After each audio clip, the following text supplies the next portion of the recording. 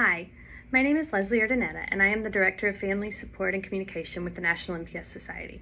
I'm honored to share that I'm also the chair of this year's annual fund campaign that raises funds to support our organization's mission.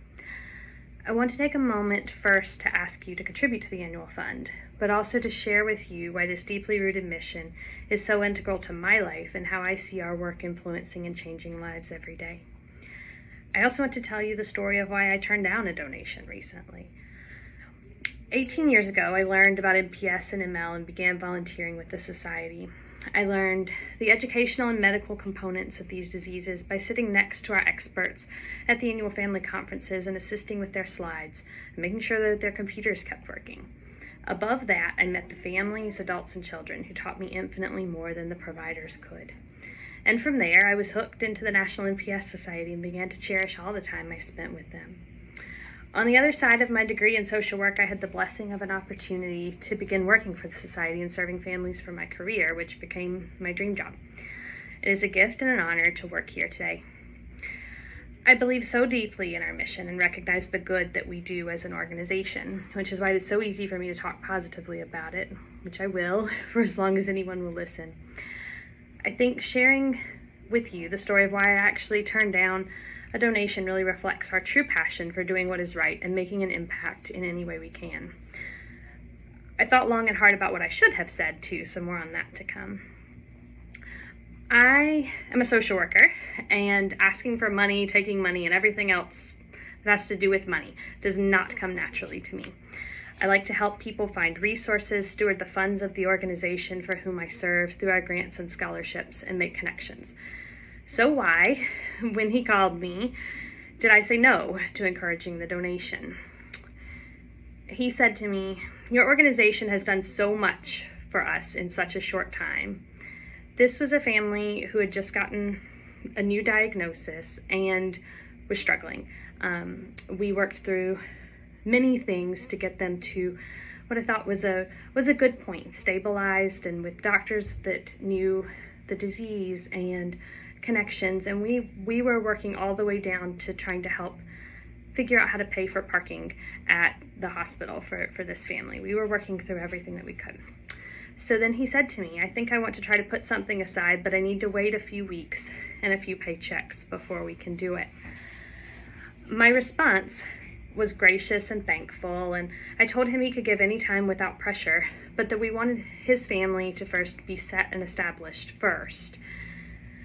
We are here to help, and we are here to serve others. When ready, I told him I could connect him with more conversations about giving, fundraising, and any of that. I wasn't wrong in the way that I responded, but this is what I wish that I had said. When you're given a new diagnosis of MPS or ML in your loved one, and most often in your child, it's like you've been thrown to the bottom of a rocky cliff.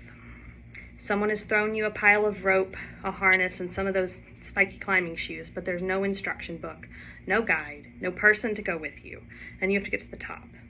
You hear words, they flash through your mind. They are genetic, no cure, progressive, and you stop right there. I know, if you're a family, I know what you've read. I know what Google tells you about this as you're laying there in the middle of the night reading. Your heart stops and your breath catches in your lungs, and that's an understatement. A few people, very few people, have done this before. They step into the harness, they make some phone calls, and they start climbing immediately. They seem to have sure, confident steps and know how to navigate the rocks that fall out from under them. They are ready and able to process this new footing from the beginning. Some people are not ready to climb yet. It might be easier to set up camp at the base of the mountain for a little while.